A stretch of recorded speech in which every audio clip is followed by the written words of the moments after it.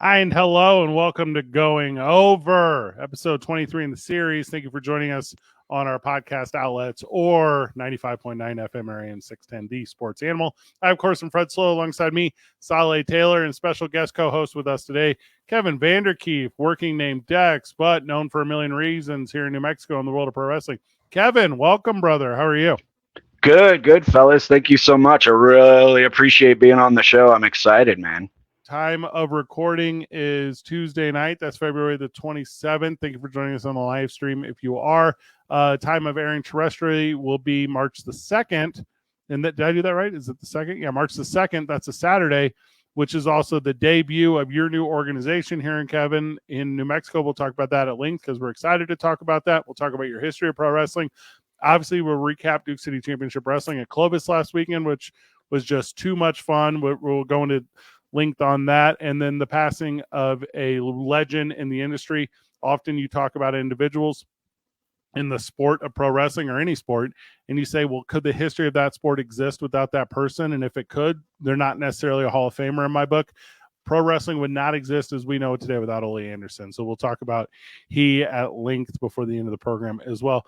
All right, Kevin, welcome to your first Going Over. You know, we do this terrestrial program once a week. It's a really good way to stay connected with our Duke City Championship Wrestling audience. But you have decided that Duke City Championship Wrestling is not enough wrestling in New Mexico, and you are here with a brand new product. Introduce it to the audience and tell us what's going on, man. Yeah, man, definitely. Obviously, I think Duke City is killing it right now. So definitely, no disrespect to that company at all. You guys are awesome. I've been out to quite a few shows. Obviously, know quite a few of the guys that are on the show.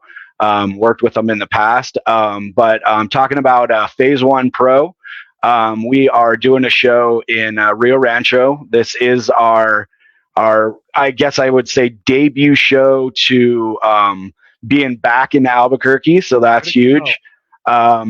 Really kind of our whole thing really is bringing in young up and coming talent.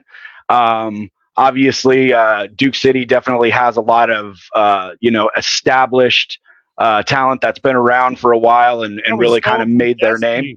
We stole all from Destiny, every single one of them. We stole them. Stole them. That's not 100% true, but there are definitely a lot of Destiny alum there for sure. A lot of warm feelings for a lot of those guys.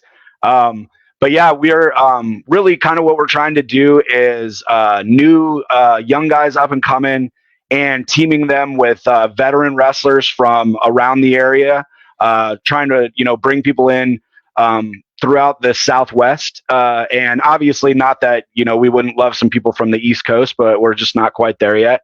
But we're trying to get those young guys reps in our company, showcase, the new young guy and give them a place to work, possibly outside of their home promotion. So they can work in front of new crowds. I always felt when, I was wrestling, going out and working in front of your home crew is always fun because they know you.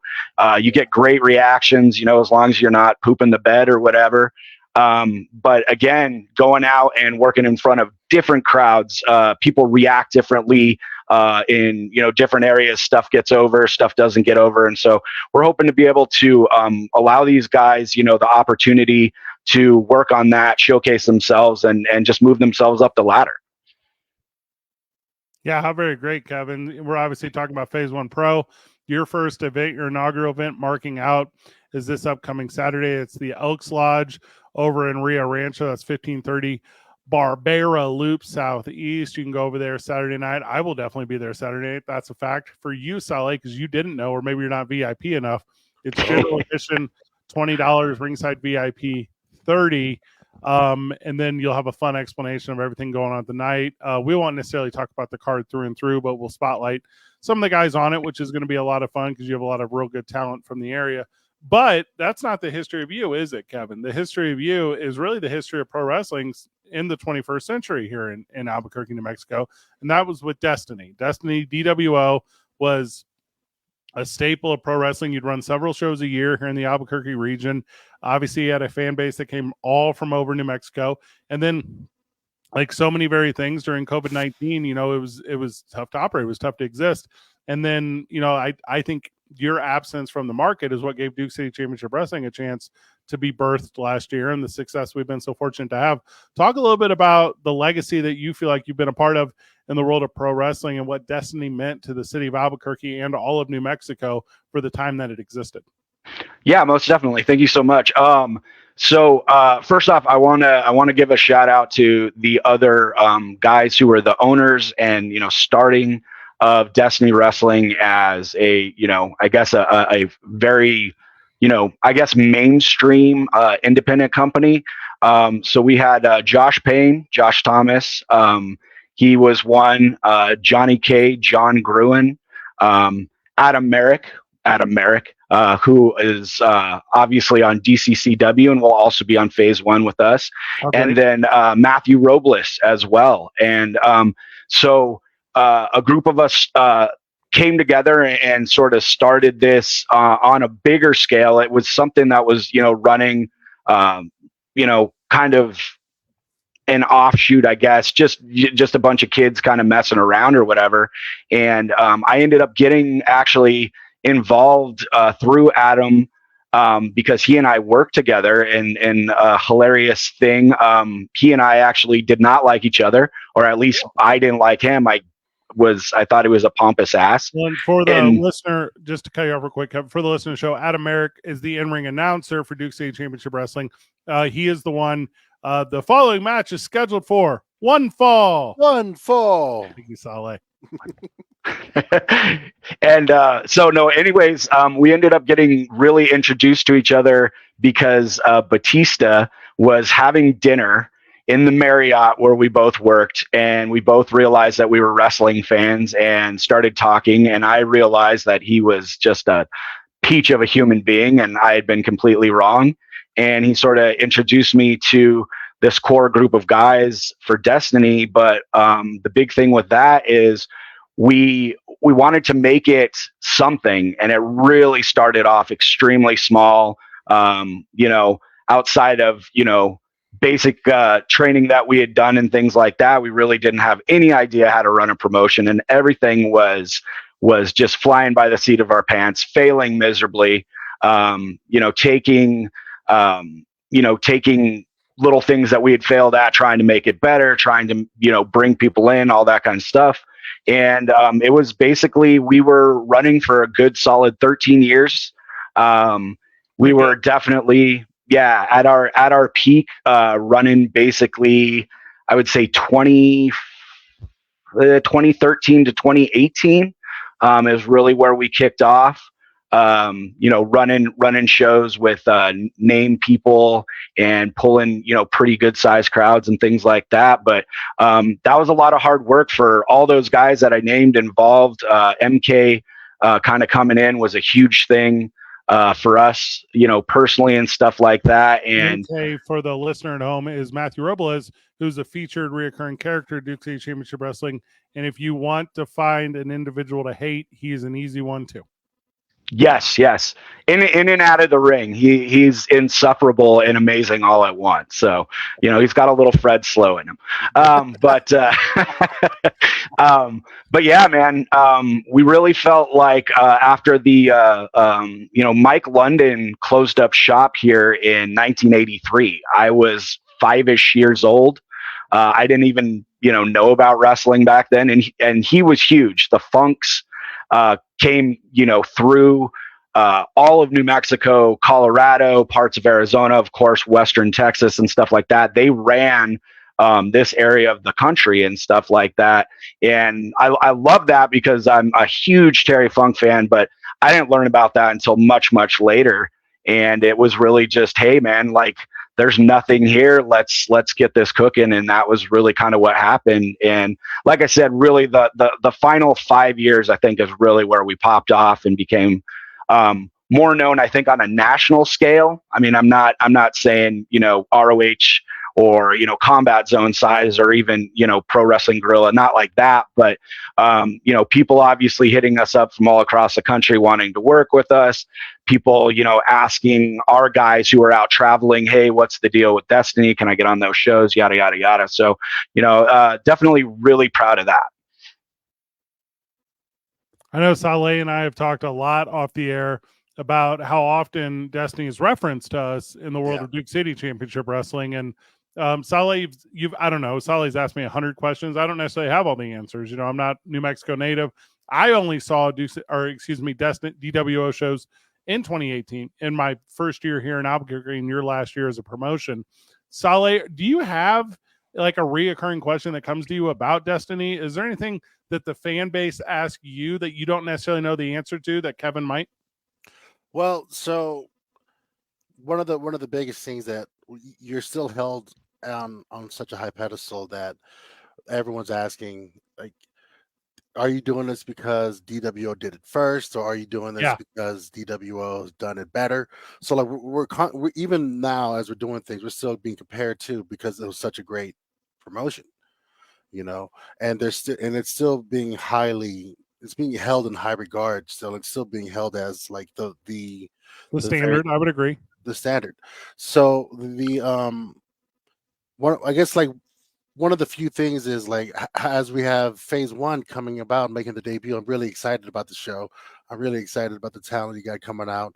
The how are you guys looking to are you looking to embrace the that we guys were standing in the shadow of DWO, or are you looking to make yourself into something new?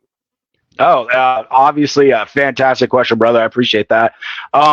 Yeah, no, definitely. I think something new. I mean, I think, Fred can speak to this as well in the sense of, I have such admiration for what Destiny Wrestling did, and I was lucky to be a part of it. And a lot of the creative minds that were behind it, and what we were able to produce with really a small budget and things of that nature, and really kind of make it into a product that could compete with a lot of the other indie promotions out there who obviously probably had a lot more backing than we did. That was awesome. And obviously giving fans the storylines to follow, the characters to embrace, love them or hate them, giving those guys those opportunities to be seen by the New Mexico wrestling, fan who really the experience that they had outside of that was, WWE, and, WWE coming, maybe once, twice a year, if you're lucky, kind of thing. It was great to be able to be like, hey, like, a lot of these people live here, they grew up here, they are you. And, you're able to come in and see these people that are working their tails off and they want to entertain you. And so that was such a huge thing for Destiny Wrestling. Obviously with phase 1, I think really where the main difference for us is, I still love Destiny. I thought it was fantastic. I'm super proud of it and the people that were in it. But I also feel like, Destiny had its time and now it's finished. But hopefully what, DCCW and phase 1 can do is sort of build on what Destiny was and then go up even higher. And go ahead. Sorry, Fred. And that's a great point too. But you did, and we got to hear from the live chat. Mr. Happy, who's one of our performers, he asked what happened, because I think that's a great question, right? Because you talked about the origin, you talked about the birth of it, why it came together in 2018. Did you know your last show was going to be your last show with Destiny? Did you know when you guys were winding down that this was the so long? And then after that, what was that emotion for you? Yeah, so we had decided it was Day of Destiny 11, which was like kind of our major show, and we literally had wrapped up all of our storylines going into that. And the day, not the day of, mind you, probably about the month of, I had gotten together with everybody, and yeah, we had decided that was really going to kind of be our final show. And the reason being, to be 100% honest with you, it was cost. Obviously, as you both know, running in the state of New Mexico is very challenging because we do have an athletic commission, and there are a lot of outside costs associated with that the states around us don't have to do.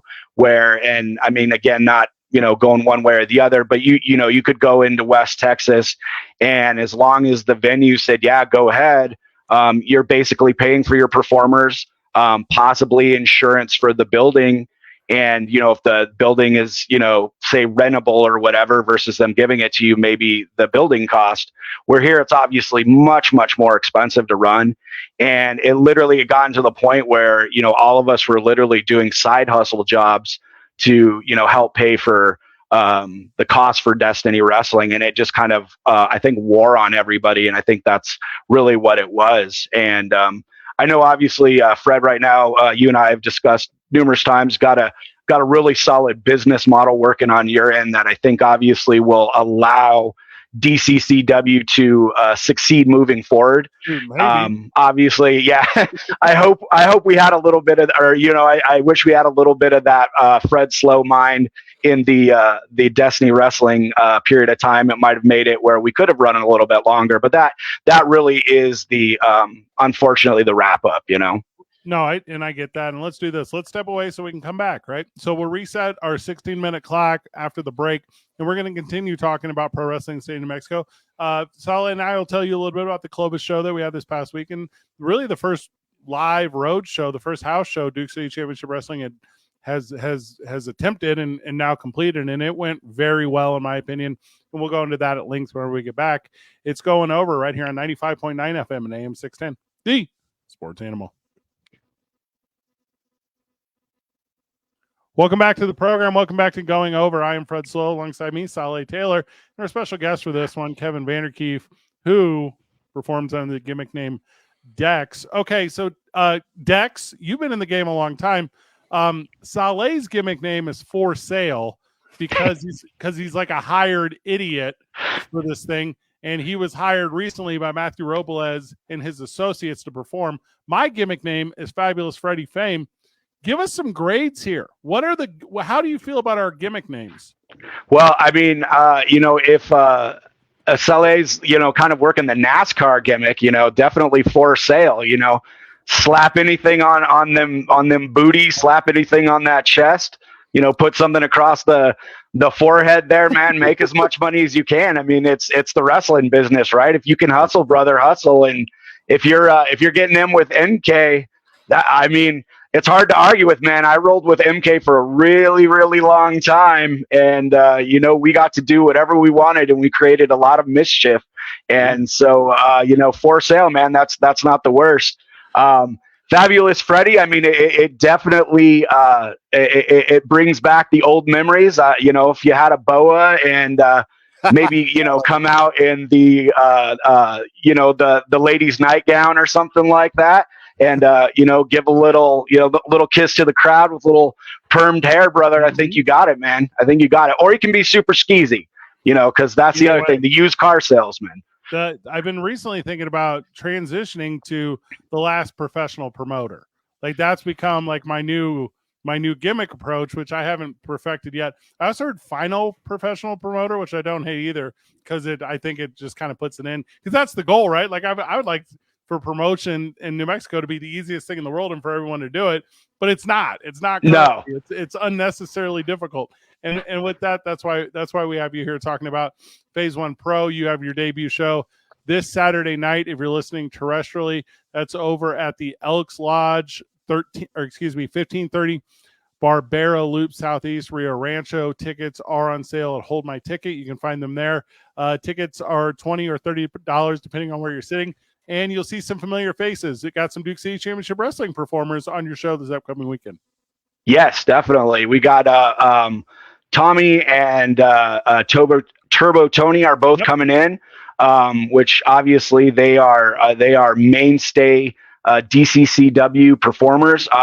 The nice thing for us with those two gentlemen is we have had them on smaller, less established Phase 1 shows in the past, so we have a wonderful rapport with those two guys. But obviously you two having those two gentlemen on DCCW shows is that's money right there. Both those guys are fantastic, and I feel like the two of them together being on phase one is really going to help our product as well. Saleh, let me step back and you give your interpretation of the big event last weekend. You please talk about how you felt Duke City Championship Wrestling versus South Plains Championship Wrestling, the border war in Clovis at the Dirty Curry County Event Center went down. Give me, because you weren't in on the sausage part. You were just there for the show. Kind of give me your energy of the night and how you felt the first live or house show for Duke City Championship Wrestling went. Well, this was a breath of fresh air for me coming in because I was able to walk in and as a performer this time, and I can just sit back and be like, all right, what do you need me to do? And they're like, just shut up and sit down and do what we say. I'm like, all right, cool, man. I'll see you when I see you. Easy. I was grateful for that opportunity. Right, exactly. So coming out when I knew I just had to come out, and I was actually walking out with the infamous Tyler Copeland versus Tom. He's the worst. And yeah, Two Scoops is the worst, man. Yeah. So it was really fun. I got a couple of first promo in the ring, and it was a lot of fun. Chris Burnett came out here sticking up for his town. Turns out Chris Burnett's actually from Clovis, which explains a lot. That's nice. Man, well, and the fun thing about the show, which was we had 500 strong, so we were really excited about that because, we had this idea with some of the advertising campaigns and some of the things we created that we might have a number higher than that. We thought, we might be closer to the 700, 750 number. And the idea behind that was, will they all be pro wrestling guys? Will they all be like knowledgeable of what the product is and know exactly what to expect? But we were at that $500 or $500. We're at that 500 fan base in the Clovis inaugural show. And I tell you what, it felt like there was 500 wrestling fans there, Sully. It seemed like there were 500 individuals from either West Texas or the Clovis area that were heavily invested in just like pro wrestling fans the way they should be, being part of the show. Might have lost LA for a second. You're right. Can you hear me now? Actually, give me a sec. Y'all keep going. Might have lost LA for a second. The magic of the internet. Dex, obviously you've done shows all over the state. What is your experience with first time like promotions showing up in a new territory or new town and creating pro wrestling for the first time for that audience? Yeah. So having done that, obviously when you and I talked, I was really impressed, obviously, with the number. 500 fans in a territory or a city, town, whatever you want to call it, that you'd never done before. I mean, that is great. I know, obviously there was a certain number that you were kind of looking for or whatever, but I mean, truly 500 is definitely, you can give the old pat on the back, the old I'm spacing his name, but he always pats himself on the back.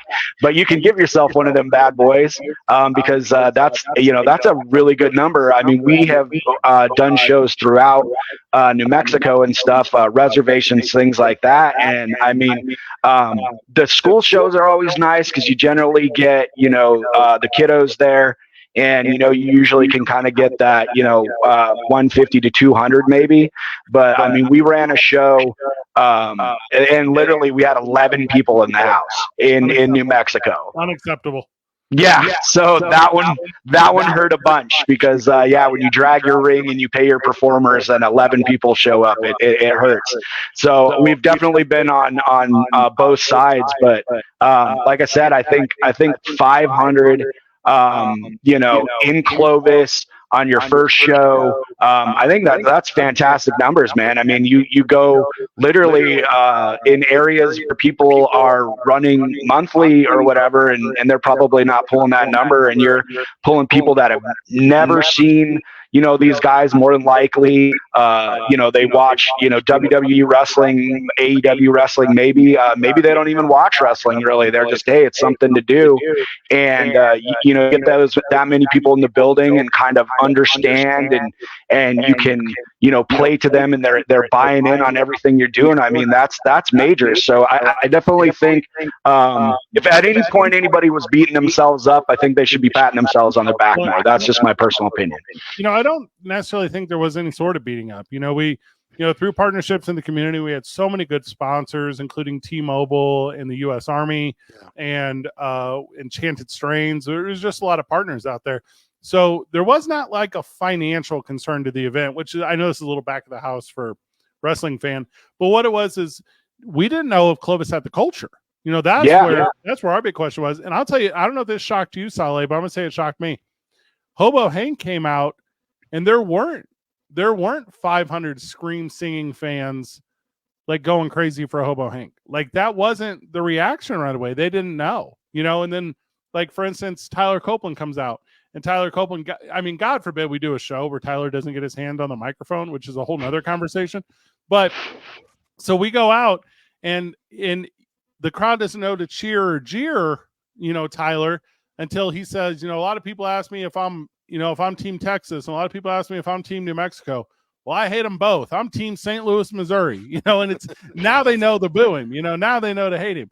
And it's so neat because the evolution of the Duke City Championship Wrestling product at the El Rey has been storytelling. It's a TV show. I don't think I even necessarily view it as a house show. I view it only as a TV show where we don't have to reintroduce concepts and we don't have to establish storylines. And it was neat, Saleh, in my opinion, and welcome back to the broadcast. It was neat, in my opinion, to see a crowd react to our guys for the first time. And it was almost like I was seeing them for the first time as a fan too.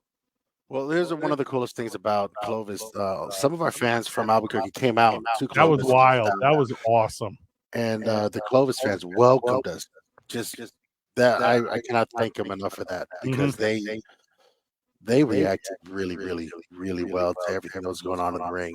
So I don't think it was necessarily a town that didn't have a culture of wrestling. I think it was just a town that wanted to entertain and just wanted to have a good time and just was enjoying a really great product in front of them. So hopefully they're talking about with their friends and family, and they're gonna, we'll come back and draw that bigger number. But the people that was there, they were on fire. They were with us. I'm grateful for them. Well, and what a good example too, right, Kevin? And this is what we'll talk to you about. Obviously, we do the El Rey show. We're real comfortable. We have the routine down. We can create a wrestling show that we identify as really high tier really easily at this point. With that said, we did Teen Night at Explorer. That's getting outside the building. That's doing some new stuff. We now ventured all the way across the state to Clovis. That went really well. We're going to go down to Las Cruces for 2 consecutive weeks, April 25th and May the 5th, or excuse me, April 28th and May the 5th for their City Fest. And then for Cinco de Mayo at the Amador Live. We just today left a meeting in Taos to go up to Taos and do a show in northern New Mexico. Also, conversations are now being had with Farmington, as Farmington is, I guess, immediately jealous of this Taos opportunity. So, so as we're stretching out and spread our wings, I got it literally 10 minutes ago. I got a text about going down to Silver City, to where it's every single corner of the state seems to want pro wrestling. As you, Kevin, for a lot of years have provided pro wrestling to much of the state. What is your idea of it? What is your advice? What is the thing to watch out for as we try to expand the entertainment and theater that is pro wrestling to what seems like a really thirsty community for it? Yeah. So one thing that I want to say is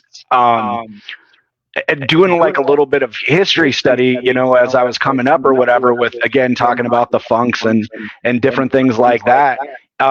Clovis actually was a huge hotbed. They would run there all the time. Farmington had some shows. I'm trying to think, Hobbs and Carlsbad randomly. So, it's funny because it's like so long ago, they were touring around and hitting everything in New Mexico. And I'm assuming, selling these places out. And then it just kind of died. You know what I mean? And even you know, some of these kids that are coming now weren't even alive, you know, during this period of time. But you know, if their parents were and they were kids, now it's like they're going to have that opportunity to be like, hey, like, you know, I got to see this when, you know, I was your age or whatever, and now I want to be able to share this with you. And I kind of feel like, you know, talking about if the culture's there, if the culture isn't there, it might just be hidden for a little bit. You know what I mean? Hey, you don't remember how much you loved wrestling. You don't remember how awesome it was to go to these live events and be able to cheer and boo and feel the energy of the crowd that you're a part of and everything.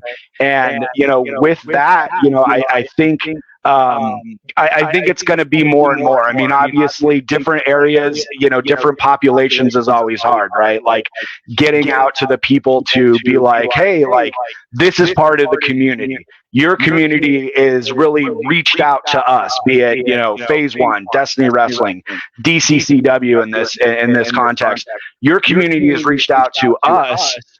And they want to present this to you, so come and be part of it. You know what I mean? And I really think that's really what it is when the community says, hey, like, you know, we normally wouldn't have this opportunity. WWE is not going to Taos. I'm sorry. It doesn't matter how much you give them, they're not going to Taos. You know what I mean? But DCCW will go to Taos. You know, I don't know if Phase One is in that frame of mind yet to be doing, you know, the tours the way you guys are, but we want to be able to go to a community and be like, hey, we are here for you. Your community brought us in, and now we want to give back to them, and you're a part of that. You know. Well, you know, you said something interesting about the kids. The thing about the kids is, like, we just ran our show in Clovis, right? There were children in attendance. Help me out, Sully. 3 years, 4 years, 5 years, 6 years, 7 years old, and these kids had never been to a pro wrestling show because of COVID-19 and the pandemic and the way it kind of stricken the country for all those years. Saleh and I and the organization, Duke City Championship Wrestling, introduced core memories to these kids. And maybe they were already pro wrestling fans from television. Maybe they weren't. You know, maybe they fell in love with it that night and their first example of it. But how incredibly emotional that is to me to say that this, whatever, 500 people, not all of them were kids, but a large percent were, that they had their very first pro wrestling experience with Duke City Championship Wrestling. And I think as far as incredibly cool monikers that we can hang, I think that is one. And I'm very proud of the idea that that's a first off experience for some kid out there. And with any luck, that'll happen with us for a long time to come. With any luck. Well, that's the plan with like any product that we put out or anyone puts out is you would like it to be multi-generational type of thing. The type of the moments when, like, I remember visiting family when they're coming in and visiting my uncles, and then I see them working. About all of it, like, oh, look at them, that's the thing. But like these kids are seeing these larger life figures that are putting on a big show. Yeah, battling. And I'm kind of proud that I added to that when I almost made a kid cry because you know, your boy got to work. Your boy got to stay in the mode. Let's do this, boys. Speaking of the mode, we're in the radio mode right now, so we got to step away so we can come back.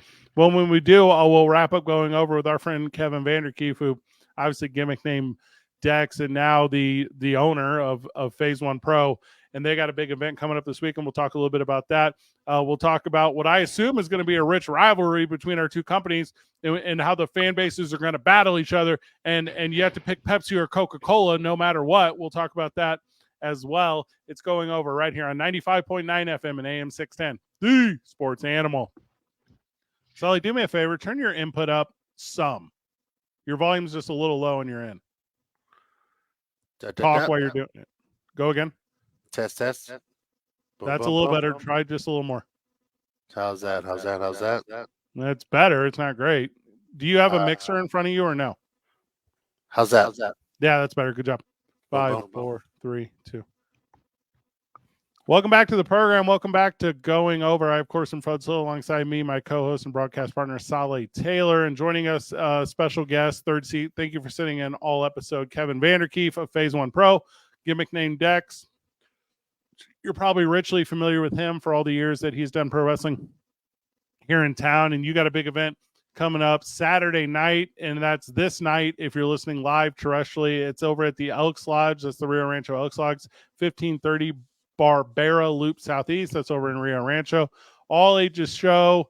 Obviously $20 to get in, $30 is the VIP ringside. You're doing a very traditional approach to pro wrestling. I think it's going to be a real home feel to a lot of longtime pro wrestling fans. And you're not running monthly like Duke City Championship Wrestling. We're not looking to create from the chat, Gabe Gambino says Thursday Night Wars. You're not looking to create a Thursday Night Wars with Duke City Championship Wrestling. You're looking at probably events here in the Albuquerque, Rio Rancho area, and you're looking to give newcomers an opportunity. And I'm not saying that Duke City Championship Wrestling wouldn't give anyone an opportunity, but there's a lot of talent in the area, and they're going to get a chance to be marqueed and showcased with your organization. Right. Yeah. 100%. We're definitely taking I guess a slower approach. Quarterly is definitely looking good for us. And that's really what it's about for us is just bringing in those young guys, letting them show off, show out, show the fans of Albuquerque, Rio Rancho, Los Lunas, Belen, Bernalillo, come down from Santa Fe, come up from Las Cruces, all that stuff. Come and check it out. We're really excited about it. I think overall our card is looking extremely strong. We got a lot of guys on the card that which we are really proud of are also local guys, but young guys, which is kind of cool because I think, the three of us here, the people in the chat, the people that will be listening to this, I think something for us that is, so huge is the fact that New Mexico, Albuquerque, Las Cruces, those are obviously our two really bigger town cities, is you wouldn't come here and be like, this is the Mecca of wrestling, Philadelphia is the Mecca of wrestling, New Jersey is the Mecca of wrestling, Chicago, LA, kind of stuff like that. But with all these young guys who are, getting trained and going out and then, learning all the different things that you need to know about wrestling and how to perform and everything, give us another 10, 12 years and, why can't we be the Mecca, the Southwest of pro wrestling? Why can't some of the guys that have been on DCCW and obviously the guys at Phase One Pro are really trying to, spotlight stuff. Why can't they, get a spot on AEW? Why can't they be the next NXT, superstar and stuff like that? And I really feel like we have the athletes here. We have the performers here to be able to do that as a young group. I mean, it might not be like right out of the chute, but if we all kind of keep doing it, we could, really turn this into another Mecca of pro wrestling where people are like, yeah, of course, same way that, Jackson Winklejohn, just a small MMA school. And all of a sudden, I mean, they're UFC, these are champions. These are people that are paying to see. And they're like, oh my God, if you want real training, if you really want to be part of UFC and have a true shot, you go to Albuquerque for that. And why can't we do that with pro wrestling? I mean, I think that would be epic. So you're bringing over some Duke City Championship Wrestling talent, which I guess I'm using that term like they're not exclusive to any organization. Anyone can wrestle with any promotion. Anyone can, I broadcast for every 3-letter network. But so Tommy, Two Scoops Test, and Turbo Tony are both going to be at your show this upcoming Saturday night, which means that they've wrestled 3 times in a week, which is crazy, doing the Clovis show, doing our show February the 29th at the Historic El Rey Theater. By the way, wicked. You're right, DCCWtickets.com. If you want to get a seat, you can't. They're all sold out. They're all gone. General admission still available, so you can get in where you fit in with that. But what, Turbo Tony and Tommy Test are fighting each other? You can just see that at a Duke City Championship Wrestling show. Like, why would you do that? Right. Yeah. No, we are definitely pairing them with guys they have not had an opportunity to face off against. Okay. Two Scoops is going to be in our main event against Ocean Avery, who I do know personally, and he is, he's a scumbag. He's definitely going to be dastardly. I will tell you that in the most PC terms that I can. But I think pairing the two of them together is going to make for an epic main event for phase one. Tommy, he started randomly as a Destiny Wrestling fan. He was the guy behind the guardrails. He was coming to Destiny Wrestling shows, every month, and then he finally, decided to jump on the other side. He went to Phoenix, and he trained with Don Vitale, who was a guy who we obviously had in Destiny Wrestling, and is just, an absolute awesome dude, hell of a good coach. And he got trained there, and now he's bringing, his skills and everything back to New Mexico. So I think it's awesome because he's on the other side of the rail. He's now on this side of the rail, and he's main eventing Phase 1 Pro. I mean, that's awesome, against Ocean Avery, who is trained out of OTR with Gino Rivera. So we sort of have New Mexico trained wrestler versus New Mexican but trained in Phoenix. So that in itself is something as well. And I think they're going to kill it. They both have great coaches. I think the platform is awesome, and I think their performances are definitely blow some people away if they haven't seen them. And then paired together, I think they're just going to beat the hell out of each other. Is it family friendly? What's the orientation of this thing? All ages, all welcome? Yes. Everybody welcome, all ages. Again, I will preface, alcohol will be sold at the event.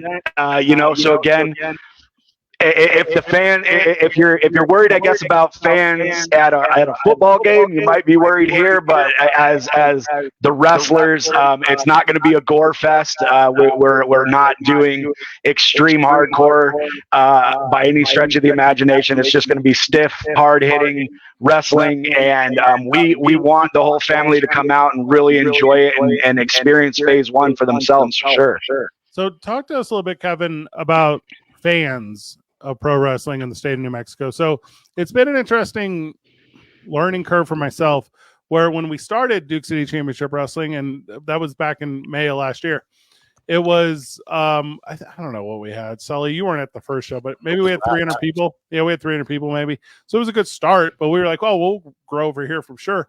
And a lot of the feedback we got were, hey, these aren't the fans that you used to see at Destiny Wrestling. These are new fans. These guys they're chasing a new drug. But there's been a handful of entrenched, like really long running fans of pro wrestling here in New Mexico. And I'm excited to see their parallel reactions to both companies because in my opinion, I think it's so very much fun to see if they do have, and this is going to sound cliche, and I'm not trying to deem anyone as a negative, but do they have original thought towards both? Is it just a regurgitation chamber? Is it just this idea that, think like adult softball league? Like, are you just chirping the same stuff from the dugout all the time?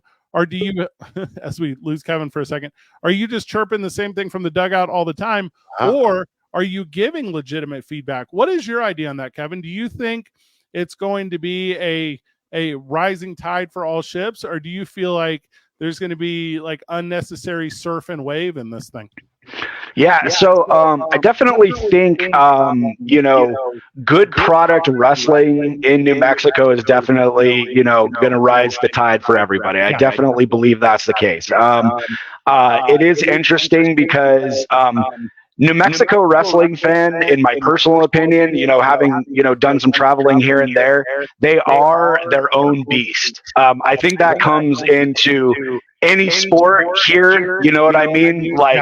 To be fair, when Urlacher was here, man, you're feeling pretty good. I mean, the stadium is filled great because they see the talent. They know this guy is going to go to the NFL. Johnny Tapia, Danny Romero. New Mexico likes to hook their wagon to the big name, so to speak, right? But what I've seen with pro wrestling is it's really more of the homegrown thing that they like to buy into, in the sense that they might not even be a what you consider a typical wrestling fan in the sense of I watch WWE. They're out there. I mean, we know that. We've seen them over in Rio Rancho and stuff like that at the Star Center. So they really exist. But I feel like DCCW fans are probably more likely fans of DCCW. You know what I mean? I feel the same thing happened with Destiny Wrestling, and I feel like the same thing is going to happen with Phase 1. I think there's fans that will go to any wrestling to check it out, to be like, this is thumbs up, this is thumbs down, I like this, I don't like this, and give their opinion. And hey, you know what, you bought the ticket, please feel free to, give your opinion. I'm definitely all about that. But it does feel like the fans of particularly the independent promotions are fans of that promotion. They're fans of the Hobo Hank. They're fans of the Gino Rivera. They're fans of, the Mosh Pit Mike. They're fans of, JKM or something like that. And so they're attached to that. They're not attached as, oh God, I love wrestling. They're attached to, hey, I love this promotion. That's the way that I feel about them. Well, I'm excited for them to get excited about everything going on in the state, including Phase 1 Pro, which is making its Rio Rancho debut Saturday night, March the 2nd. Doors are at 6 o'clock. Tickets are about $20. You can get them online at Hold My Ticket, or they're available at the door, Kevin? Yes, yeah, definitely. Our VIP, probably by the time that this is heard on Saturday, will probably 100% be sold out. Right now, possibly there might be a couple left for the folks in the chat and watching live. But I think when we checked today, I think we had 4 left, so they might be sold out.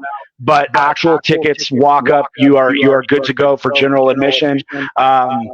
Alcohol, food, water, whatever you're feeling, if you, I'm sure if vegan or vegetarian diet, there might be something there. I mean, we know ciders are good for vegans, so shebang there. So we'll definitely have those.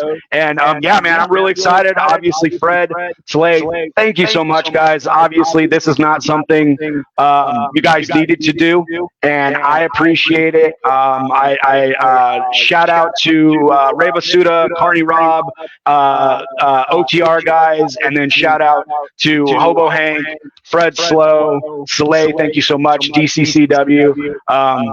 Much love to everybody in that group. You guys are all killing it, and you've just made me want to work harder, all you guys. So thank you so much. And we're right here at the end. So, my final thoughts on it, Sully, is there are a handful of individuals in New Mexico who followed us to Clovis this past weekend who will have an opportunity. I've seen live pro wrestling in New Mexico 3 times in one singular week, and I am one of those fans. So how incredible that's going to be for me. Kevin, thank you so very much. Saleh, final words before we cut this one loose? Just do the damn thing, yo. So very good. For Saleh, for our friend Dex, Kevin Vanderkeef, I'm Fred Slow. Good job, everyone. GG. All right, and we're clear, boys. Good job. Big thank you to everyone. We're still live on the stream, so that is a thing that exists. I don't need to hang out super long. Do you need any resources from us, Kevin? You're good on everything. Hold My Ticket has been a dream for you. You're good on all the back of the house stuff. You found a cool ambulance partner. Everything's square. Yeah, we definitely had the jump through hoops on the ambulance thing. That was, I'm not gonna lie, a bit of a nightmare. No, we don't do that. No, we don't have that date available. No, this. So we did finally find somebody. So thank goodness for that. But dude, what a train wreck. It's a wild thing. We've been using AFD for the longest time. Excuse me, and this will be our last AFD show because they said there just aren't enough paramedics. They're like, there are too many calls in the city, and okay, so we'll find an alternative to them. But it's just kind of it's kind of incredible how the need is so severe in that world. In a perfect scenario, we'd make Saleh a volunteer firefighter and buy him an ambulance and have him sit out back. But right. Just don't think. Saleh, I'll throw you a 50 spot if you'll sit in the back of ours too, buddy. Standing by. Hey, what I was going to ask you, a little bonus content for those in attendance. What I was going to ask you on air, Saleh, before your internet got all fucked up. you played a lot of debut shows in new cities with your band, Saleh. How did you feel like the Clovis show kind of equated to the first time you start, strumming the guitar in front of a new crowd, new city? Well, I've always had to like lower my expectations when I'm walking into a new market. Yeah. Every time I have more than 2 people, I'm like, all right, here we go. More I than two. literally had a gig when I had played in front of the house was like 500 and 2 showed up. Yeah. And I'm like, all right, this will be the best show you heard. I think that's when we came up with the name, the best band you ain't heard yet. Right. Well, and how about where you do like hey, it's a fun private show for the Daniels family. Or I literally had one of these and one of those like yeah, that's all you can do. I was like, thank you for that. Total would have been awkward had you not done that, sir. Thank you so much for that. That's fine. You're good. Sully, you and I will connect off air. You're good for all night on Thursday, right, Sully? I'll be there. Cool. Call time 4. We're Heard. shooting a bunch of video stuff and stuff if you want to be early, so whatever on that. Kevin, you're probably pretty busy. Are you coming to the show Thursday night? I'm actually going to attempt to. I'm not 100% depending on what I can get done with some of the, pre-show stuff, as you guys know all about. But I am definitely planning on at least making a serious attempt. So I'm hoping I can. Yeah, man. Oh, well, how great. Well, I hope we set the plate well enough for you for the weekend, and I hope those appetites are still strong come Saturday. And best luck in your first show. I hope everyone's really comfortable. I hope everyone stays really healthy. And then obviously, if you need any resources from us last minute, please don't hesitate. Yeah, no, thank you guys so much. I really super duper appreciate it. I can't overstate it enough for, just being so friendly, warming, welcoming, as use a Fred term, which I really hadn't heard outside of church until I started listening to, 2 Men On, the fellowship. Thank you, gentlemen, for a strong fellowship. I appreciate you. And honestly, if anything pops off where, I'm caught with my pants down, I'll give you a call, give me a chance to pull them back up. But yeah, other than that, I can already tell you what's going to happen. One of your guys is going to fail like a drug test last minute, and then you got to call Saleh to come out. And he's like, I'm rusty. All right, here's what's going to happen, brother. You get one bump out of me. All right, the rest of the time I'm bumping you around. That's what's going to happen. All right, we're not running the ropes, brother. When I need it, you're going to lock me in a hold. And I'm going to catch my breath. All right, you get one bump. Don't kick out of my finisher. And I swear to God, if you kick out of my finish, man, I wouldn't want to be you, brother. I'm going to stiff you. Somebody smarten this kid up real quick. Let him know. Kevin, thank you, Saleh. Love you so much, brother. Love you guys. Thank you so much. Awesome, guys. Thank you so much. Appreciate you. Later, fella.